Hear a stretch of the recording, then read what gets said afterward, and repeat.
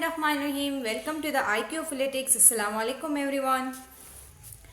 Today we will start the sources of the constitution. जैसे कि हमने यूके स्टार्ट किया था IQ ऑफ पॉलिटिक्स में, यूके का हमने इंट्रोडक्शन किया था, पॉलिटिकल बैकग्राउंड और साइलेंट पिक्चर्स किए थे। आज हम इसके सोर्सेज को पढ़ेंगे कि सोर्सेज ऑफ कॉन्स्टिट्यूशन हमारे पास क्या है। मैंने आपकी आसानी के लिए इन सोर्सेज को 3 सोर्सेज में, इसके ओवरऑल कॉन्स्टिट्यूशन को मैंने 3 सोर्सेज में डिवाइड किया है। इंशाल्लाह इन 3 सोर्सेज को पढ़ने के बाद आपको यूके का कॉन्स्टिट्यूशन बहुत अच्छी तरह से समझ आ जाएगा। So let's start the source number 1। Source number 1 में हमारे पास कुछ इवेंट्स हुए थे, जिस इवेंट्स के थ्रू कुछ फैसले किए गए थे और उन फैसलों को फिर कॉन्स्टिट्यूशन में इम्प्लीमेंट कर दिया गया था। तो सबसे पहला जो हमारे पास जो फंक्शन हुआ, जो इवेंट हुआ था वो था मैग्ना कार्टा, जो कि 1615 में हुआ था। डेट को आपने लाजमी नोट करना है क्योंकि डेट बहुत ही ज़्यादा इंपॉर्टेंट होता है पेपर के लिए भी, तो आपने इसको ज़रूर नोट करना है। तो जो सबसे पहला हमारे पास इवेंट हुआ था वो था मैग्ना कार्टा, जो कि 1615 में हुआ था। इसमें क्या कहते हैं कि the sign treaty between the citizens and the monarchs limiting power of the monarch, कि जो हमारे पास जो मोनार्क होते हैं और जो सिटीजन्स होते हैं उनके दरमियान जो ना ट्रीटी साइन की गई। अब मोनार्क क्या होते हैं और सिटीजन्स तो आप लोग जानते होंगे, मोनार्क भी जानते होंगे, लेकिन यहाँ पर कॉन्स्टिट्यूशंस की बात हो रही है, पार्लियामेंट और ये सब। तो मोनार्क अब कहाँ से आ गया, तो मैंने आपको पिछले लेक्चर में बता भी दिया था और उसका लिंक भी डिस्क्रिप्शन में है, वो ज़रूर देखिएगा ताकि आपको पता चले और आपको आगे की समझ भी आ जाए। मैं आपको थोड़ा रिवाइज करती हूँ कि जो यूके का कॉन्स्टिट्यूशन है वो ओल्डेस्ट कॉन्स्टिट्यूशन है, वो of constitution the mother constitution of the all constitution है। इसके अलावा यूके में जो है ना मोनार्क एज अ प्रेसिडेंट काम करता है, बाकी का जो काम होता है वो प्राइम मिनिस्टर संभालता है और जो पार्लियामेंट के 2 हाउसेस है वो संभालता है। तो इस तरह का यूके का सिस्टम है। तो अब यूके में जब मैग्ना कार्टा 1516 में ये जो इवेंट था ये हुआ, तो इसमें ये बात की गई कि जो सिटीजन्स और मोनार्क है, जो कि शहरी है और बादशाह है, उनके दरमियान एक ट्रीटी साइन हुई थी, एक एग्रीमेंट हुआ था कि जो बादशाह है उसके पावर्स को कम कर दिया जाए। इसके अलावा establish the principle the king was not above the law, protect the right of the church and the free man, कि लोगों को आज़ादी होगी, खुद मुख्तारी होगी उनके मजहब को फॉलो करने के लिए। उनका जो चर्च है वो उनकी प्रोटेक्शन कर सकता है, हिफाजत कर सकती है। मुनार का इसमें कोई काम नहीं होगा, मुनार कोई जाबराना जुल्माना कोई भी हुक्म नहीं चला सकता, वो बराए नाम होगा। लेकिन ये ट्रीटी साइन की गई तो इसमें जो है ना मुनार के पावर्स को थोड़ा सा लिमिटेड किया गया। पहले बहुत ज़्यादा पावर्स थे, फिर उसके पावर्स को मैग्ना कार्टा की बात जो है ना उसके पावर्स को थोड़ा सा लिमिटेड किया गया था। नंबर 2 हमारे पास इवेंट हुआ था partition of rights. Partition of right में क्या हुआ था, वो कब हुआ था? पार्टीशन ऑफ राइट हमारे पास 1628 में हुआ था। पार्टीशन ऑफ राइट में further limited monarch power, monarch के पावर को फर्दर लिमिटेड किया गया। अब कैसे लिमिटेड किया वो पॉइंट्स मैं आपको समझाती हूँ कि no taxation without parliament. Monarch अगर कहे कि टैक्स दो और पार्लियामेंट कहे कि टैक्स ना दो, तो आपने टैक्स नहीं देनी, क्योंकि मोनार्क से ज़्यादा पार्लियामेंट की पावर हुई। तो पार्लियामेंट के बिना कोई भी टैक्सेशन नहीं होगी। Public without warrant can not arrest. अगर मुनार किसी को हुक्म दे कि फलाना बंदे को अरेस्ट करो, लेकिन अगर उसके पास कानून का वारंट नहीं हुआ तो वो उसे अरेस्ट नहीं कर सकता। तो इसी तरह मुनार की पावर को जो है ना वो लिमिटेड कर दिया गया और ज़्यादा पावर किसके पास गए? पार्लियामेंट के पास, कानून के पास, प्राइम मिनिस्टर के पास। मुनार्क बस सिर्फ बराए नाम एज अ प्रेसिडेंट साइन करेगा या जो भी उसके काम होंगे वो करेगा, लेकिन बराए नाम होगा। और जो ज़्यादा पावर है वो प्राइम मिनिस्टर और पार्लियामेंट के पास होगा। अब हमारे पास जो इवेंट नंबर 3 है bill of rights. Event number 3 जो है ना बिल ऑफ राइट्स हमारे पास 1689 में हुआ था। अब मैंने आपको पहले भी बताया, फिर भी बता रही हूँ कि जो डेट्स है उनको नोट्स करते जाए। ओके, बिल ऑफ राइट्स 1689 में हुआ था। उसमें क्या हुआ था कि parliament power, individual rights, enhance parliament power, कि जो पार्लियामेंट पावर है उनको बहुत ज़्यादा बढ़ा दिया गया और जो उसमें इंडिविजुअल के राइट्स है उनको इंडिविजुअल के राइट्स उसमें क्या हुए, उनको मिलने लगे। क्या राइट्स मिलने लगे, अब ये पॉइंट है। तो फ्रीडम ऑफ स्पीच, यानी कि उनको जो है ना आज़ादी राय है, ठीक है, वो अपनी राय की आज़ादाना तरीके से जो है ना अपनी राय पेश कर सकते हैं पार्लियामेंट में। Regular election and the parliamentary supremacy के जो इलेक्शंस है वो रेगुलर होंगे और रेगुलर सीट्स के लिए मेंबर्स मुंतखब होंगे और जो पार्लियामेंट के पावर है उनको इन्हांस कर दिया गया। कितने इवेंट्स पढ़े हमने? 3 इवेंट्स पढ़े, 2 इवेंट्स दूसरे पेज पर है। तो मैं आपको इसको रिवाइज करते हुए कि मैग्ना कार्टा 1615 में हुआ था, जिसमें एक ट्रीटी साइन हुई थी मोनार्क और सिटीजन के दरमियान कि मोनार्क की पावर को लिमिटेड कर दिया जाए। पार्टीशन ऑफ बंगाल में भी मुनार्क के पावर को लिमिटेड कर दिया गया और ये हमारे पास 1628 में हुआ था। इसके अलावा बिल ऑफ राइट्स में जो है ना पार्लियामेंट को ज़्यादा सुपरमेसी हासिल हुई, पार्लियामेंट के पावर को ज़्यादा कर दिया गया। बाकी पॉइंट्स आप इसकी वजूहत बता दीजिए ये क्यों किया गया, वो मैंने आपको पहले ही बता दिया कि यहाँ पर वो अपने मज़हब की प्रोटेक्शन के लिए किया गया। यहाँ पर जो है ना टैक्सेशन नहीं देंगे पार्लियामेंट के बिना, पब्लिक जो है ना वो विदाउट वारंट अरेस्ट नहीं होंगे, और जो बिल ऑफ राइट्स है उसमें जो है ना राइट टू स्पीच दिया गया, आज़ादाना तरीके से अपनी राय दे सकते हैं, और रेगुलर इलेक्शंस किए गए। आगे बढ़ते हैं। हमारे पास जो 3 नंबर इवेंट्स है उसमें है, कहते हैं कि ये जो है ना एक्ट ऑफ सेटलमेंट 1701 में हमारे पास हुआ था। The act of settlement establish the principle of the parliamentary approval of monarch session, monarch rule the legislative process, जजेस इंडिपेंडेंस फ्रॉम द मुनार्क्स। अब क्या हुआ कि पार्लियामेंट में एक सेशन हुआ मुनार्क्स के लिए, जो बादशाह है उनके लिए एक सेशन बिठाया गया। उस सेशन में ये बात की है कि मुनार्क का जो उनको किरदार बताया गया। मुनार्क को कुछ इख्तियारात मिले थे, लेकिन ज़्यादा पावर जो है ना वो पार्लियामेंट और प्राइम मिनिस्टर के पास था। अब मुनार्क को बताया गया कि उसकी जो है ना लेजिस्लेचर में क्या प्रोसेस है, क्या रोल है, और जो जजेस है वो मुनार्क के फैसले से आज़ाद होंगे, यानी कि जजेस कानून को दे के फैसला करेंगे, ना कि मुनार्क को। ठीक है, वो मुनार्क के फैसलों से बिल्कुल आज़ाद है, वो मुनार्क के फैसलों में फैसला नहीं करेंगे, बल्कि वो कानून के फैसलों में फैसला करेंगे।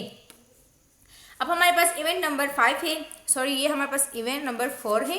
ओके, 3 इवेंट्स हमने यहाँ पर पढ़ी, ये इवेंट नंबर 5 है। The parliament act. The parliament act हमारे पास 1911 से शुरू हुआ था और 1949 में हमारे पास पार्लियामेंट एक्ट जो है ना वो ख़त्म हुआ था। अब पार्लियामेंट का एक्ट क्या था, तो पार्लियामेंट का एक्ट कहता है कि define the relationship the House of Commons. पहले मैं ये मिस्टेक थी करूँ, इसके लिए आई एम सॉरी। सो ये 4 है और ये 5 है। तो पार्लियामेंट एक्ट में कहते हैं कि define the relationship between the House of Commons and House of Lords, कि जो हाउस ऑफ कॉमन्स है जो हाउस ऑफ लॉर्ड्स है उनके दरमियान क्या रिलेशनशिप है, इसको डिफाइन करने किया था। तो कैसे डिफाइन किया था कि मैंने आपको पिछले लेक्चर में हाउस ऑफ कॉमन्स और हाउस ऑफ लॉर्ड्स को बताया था। आप जाके वहाँ पर डिस्क्रिप्शन में इसका लिंक है, वो ज़रूर देखिए ताकि आपको आगे की समझ आ सके। हाउस ऑफ कॉमन्स जो है वो आम लोगों के लिए एक हाउस था, और हाउस ऑफ लॉर्ड्स जो है ना वो बादशाहों के लिए एक हाउस था। ठीक है, यानी बादशाहों के लिए जो भी बड़े बड़े लोग हैं उसके लिए। तो हाउस ऑफ लॉर्ड्स की पावर ज़्यादा थी और हाउस ऑफ कॉमन्स को कोई इतनी अहमियत नहीं देता था। लेकिन जब तक पार्लियामेंट एक्ट 1949 तक चला तो इसमें ये बात कन्फर्म कर दी गई कि limited power of the House of Lords के, हाउस ऑफ लॉर्ड्स के पास क्या होगा, पावर लिमिटेड होगा। और हाउस ऑफ जो कॉमन्स है उसको क्या मिली, establish the supremacy of the House of Commons की, हाउस ऑफ कॉमन्स को सुपरमेसी मिली।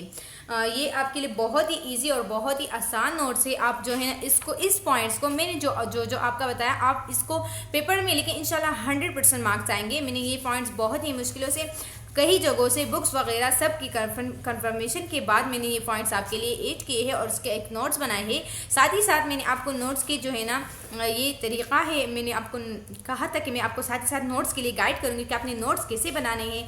तो आपने नोट्स को इस तरह से बनाने हैं, टाइटल लेना है, फिर जो भी इवेंट्स हुए हैं या जो भी आप लिखना चाहें तो वो लिखेंगे। पॉइंट्स को जो है ना शो करना, हाईलाइट करना है इसे, ताकि आपको अच्छी तरह से लगे। आपने अपनी कॉपीज़ को जो है ना बहुत ज़्यादा, अपनी नोटबुक को जो है ना क्लीन रखना है और हैंड राइटिंग का बहुत ख्याल रखना है। मेरी हैंड राइटिंग तो बहुत अच्छी नहीं है, लेकिन मैं भी साथ ही साथ में ठीक करूँगी, आप भी साथ ही साथ में प्रैक्टिस करते जाए। अब सोर्स नंबर 2 की तरफ बढ़ते हैं। सोर्स नंबर 2 में हमारे पास कितने इवेंट्स थे, तो सोर्स नंबर 2 में हमारे पास 3 इवेंट्स हुए हैं। ठीक है, सोर्स नंबर 1 में 5 इवेंट्स हमने पढ़े जो बहुत ही आसान थे, और सोर्स नंबर 3 में जो है ना 2 में जो है ना हमारे पास 3 इवेंट्स है। ठीक है, अब सोर्स नंबर 2 में हमारे पास फर्स्ट इवेंट क्या है, रिफॉर्म एक्ट। रिफॉर्म एक्ट 1832 में हुआ था। अब ये रिफॉर्म एक्ट क्या है, extend voting right urban middle class, distribution of the parliamentary seats, beginning of the industrialisation with representation. बहुत ही आसान है, आपको बता के ही आपको पता चल गया होगा कि इसमें क्या है, कि जो वोटिंग राइट्स है अर्बन मिडिल क्लास को क्या मिलनी चाहिए, वोटिंग राइट्स मिलनी चाहिए। पार्लियामेंट्री सीट क्या होनी चाहिए, उसकी डिस्ट्रीब्यूशन होनी चाहिए, यानी कि पार्लियामेंट की नशिस्तों को ज़्यादा करना चाहिए। बिगिनिंग द इंडस्ट्रियलाइजेशन, और जो इंडस्ट्रियलाइजेशन है वो शुरू करना चाहिए। रिफॉर्म एक्ट में हमारे पास 3 बातें हुई थी कि अर्बन मिडिल क्लास को वोट का राइट देना चाहिए, नशिस्तों को ज़्यादा करना चाहिए पार्लियामेंट में, और इंडस्ट्रियलाइजेशन का आगाज़ करना चाहिए। 2 नंबर इवेंट हमारे पास है representation of the people act, इसको एक्ट ऑफ वुमेन राइट्स भी कहते हैं।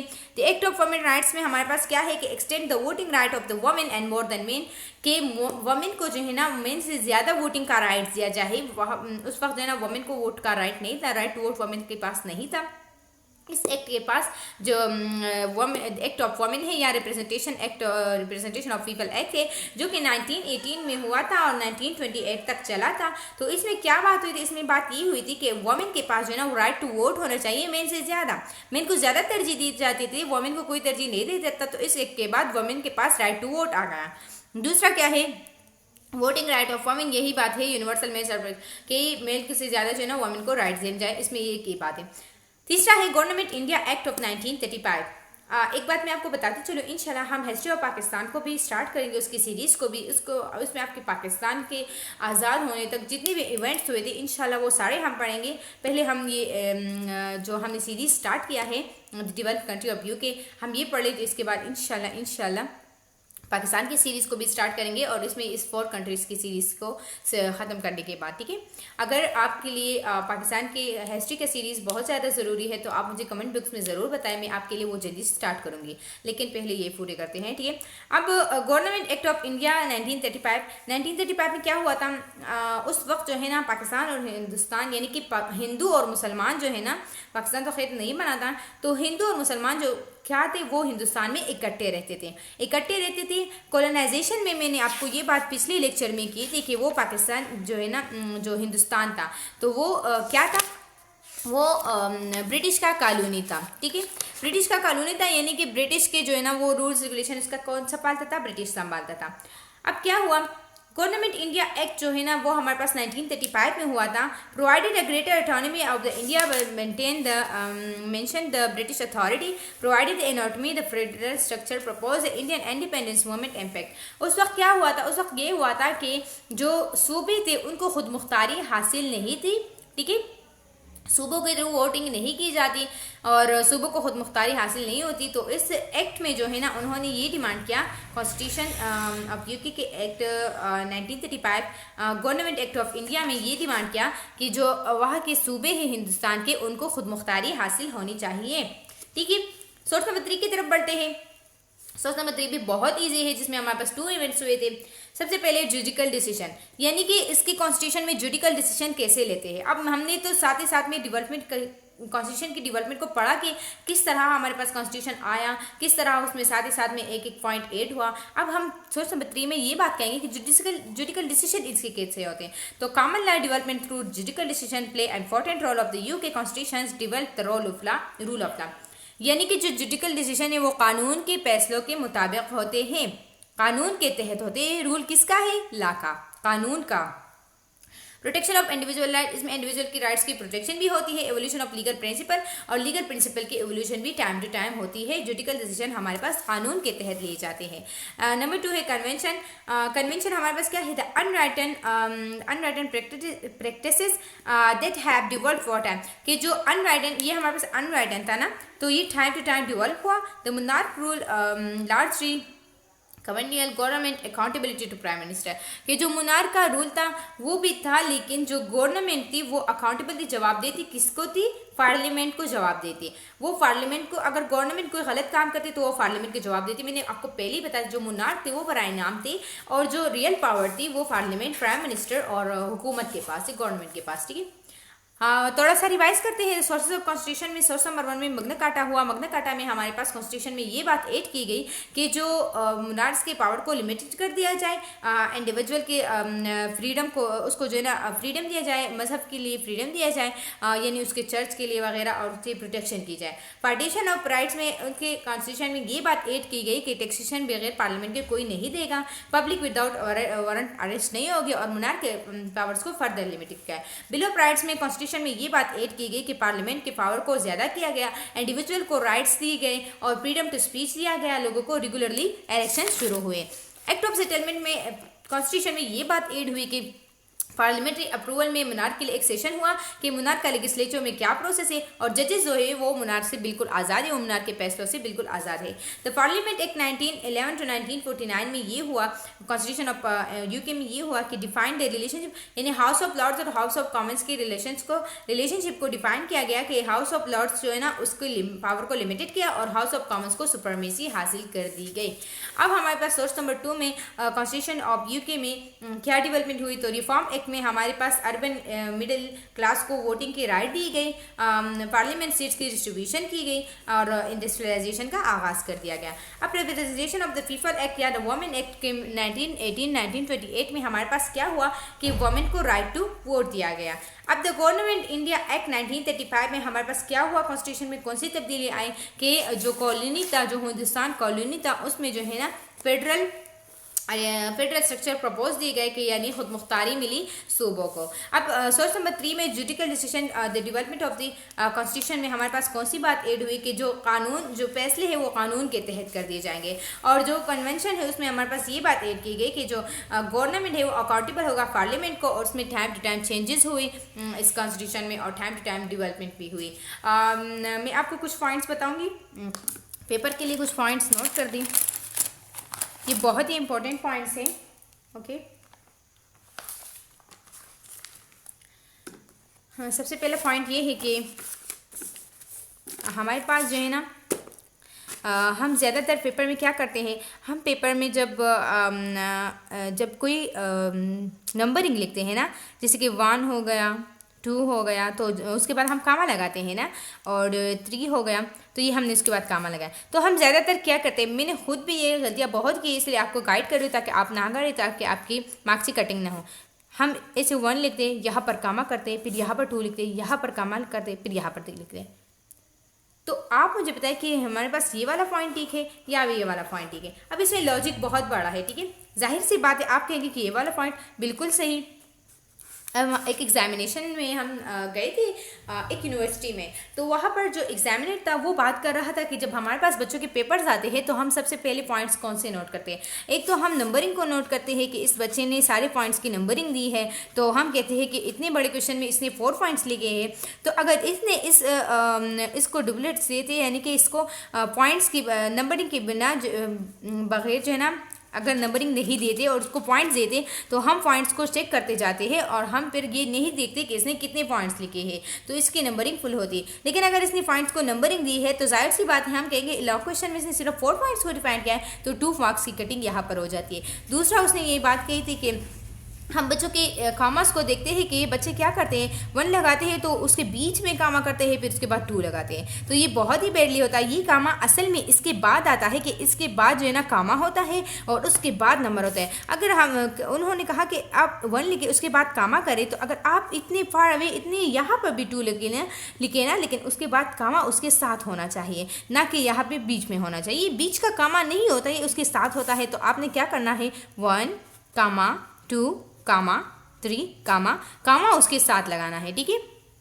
इसके अलावा ये 2 पॉइंट्स हमें समझा दिए गए। हाँ, एक पॉइंट ये भी था, बहुत ही इंपॉर्टेंट पॉइंट है कि हम ज़्यादातर क्या लिखते हैं, बिटवीन ऐसे लिखते हैं। मैंने खुद जो है ना ये बहुत सारे स्टूडेंट्स को देखा है कि वो शॉर्टकट मेथड को, और आजकल तो फॉलो करते ही करते हैं, ये बहुत ज़्यादा शॉर्टकट मेथड को फॉलो करते हैं, जो कि बहुत बुरा लगता है। बिटवीन का बहुत सारे मीनिंग आते हैं, B versus W, what is this, बिल्कुल भी नहीं। आपने क्या लिखना है, आपने बिल्कुल सही तरीके से ऐसे फुल स्पेलिंग लिखनी है, ठीक है। तो ये आपने एक ये मिस्टेक नहीं करना। इसके अलावा हम जब बिटवीन वगैरह लिखते हैं, एक और वर्ड था, हाँ, गवर्नमेंट, GOVT। अब ये क्या है, it's a shortcut method of the government but not, ये उन्होंने राइज नहीं की, ये हमने खुद से ये शॉर्टकट मेथड्स अप्लाई करने शुरू किए हैं, और हम ये हमारे नोट्स में यूज़ करते हैं, हम जो है ना रफ नोटबुक में यूज़ करते हैं, तो ये हमारी आदत बन जाती है। और टाइम टू टाइम आदत बनने के साथ ये हम हमारा जो है ना पेपर में टाइम पर ध्यान होता है, इतना ध्यान ये नहीं इस पर नहीं होता कि हमने शॉर्टकट मेथड यूज़ किया था। अब आदत की बात है, मुझे आदत लग गई कि शॉर्टकट मेथड यूज़ करने की, तो जाहिर सी बात है मैं टाइम को बचाने के लिए वहाँ पर भी शॉर्टकट मेथड यूज़ करूँगी। लेकिन इस बात का ध्यान रखिए कि इन शॉर्टकट मेथड्स पर आपकी मार्क्स की कटिंग होती है। अब यहाँ पर आपने बी वर्सेस डब्ल्यू लिखा, वहाँ उन्होंने अंडरलाइन किया, 1 मार्क्स की कटिंग यहाँ पर हो गई। दूसरी तरफ आपने गवर्नमेंट ऐसे लिखा, वहाँ उन्होंने अंडरलाइन किया, 1 मार्क्स की कटिंग यहाँ पे हो गई। तो 2-3 मार्क्स तो ऐसे ही चले जाते हैं हमसे छोटी छोटी गलतियों पे। तो आपने क्या करना है, सबसे पहले आपने नंबरिंग नहीं देना। कोई भी पॉइंट्स आपने लिखने हैं तो उसके लिए आपने ऐसे पॉइंट्स देने, स्टार्स, कामास, जो भी आपको अच्छा लगे, एरो जो भी लगे, लेकिन आपने नंबरिंग नहीं देना। दूसरा आपने क्या करना है कि जो आपने नंबरिंग लिखनी है तो उसके कामा उसके साथ होना चाहिए, ना कि उससे बहुत ज़्यादा दूर, कामा उसके साथ होना चाहिए। तीसरा आपने क्या करना है कि शॉर्टकट मेथड्स को यूज़ नहीं करना, बल्कि फुल स्पेलिंग लिखना है बिटवीन, ठीक है, गवर्नमेंट, ऐसे फुल स्पेलिंग लिखना है। आपने शॉर्टकट मेथड्स को बिल्कुल यूज़ नहीं करना। तो ये 3 पॉइंट्स आप पेपर के लिए अपने साथ नोट कर दें। एक और भी बात मैं आपको समझा दूं कि आपने अगर नोट्स बनाने हैं ना तो आप बिल्कुल इसी तरह से नोट्स बनाएं। पेपर में आपने हाइलाइटर्स की यूज़ नहीं करना। ये मैंने आपको यहाँ पर इसलिए यूज़ किए हैं ताकि आपको क्लियर दिखे, और दूसरी बात ये है कि इसका लुक भी अच्छा आए, लोगों को अच्छा लगे, और ये नोट्स जो है ना लोग फॉलो करें। इसके अलावा मैंने आपको एक बात ये बतानी थी कि जो ये स्टिकी नोट्स है, ठीक है, ये स्टिकी नोट्स है, ये और यहाँ पर इसका ग्लू होता है। हर जो क्या कहते हैं बुक सेंटर है उसमें इजीली अवेलेबल होता है। स्टिकी नोट्स आपने किस लिए यूज़ करना है, मैंने जब ये लेक्चर तैयार कर रही थी तो मुझसे ये पॉइंट रह गया, ठीक है, ये पॉइंट बीच में मैं भूल गई, लेकिन बाद में जब मुझे याद आया तो मैंने स्टिकी नोट्स पर लेकर यहाँ लगा दिया। तो इससे क्या हुआ, मेरा जो है ना फेस भी ख़राब नहीं हुआ, मेरा जो है ना टाइम भी बच गया। और मैं क्या करती हूँ, मैं सारे लेक्चर को दोबारा लिखती, ऐसा करती है ना, तो क्या हुआ, मेरा टाइम भी बच गया, मेरे नोट्स भी ख़राब होना नहीं हुआ, और उसका लुक भी जो है ना वो बेटली नहीं आ रहा। अगर मैं यहाँ से चाहूँ तो यहाँ से हटा के यहाँ पर लगा सकती हूँ, इसका जो ग्लू है वो चिपक जाता है,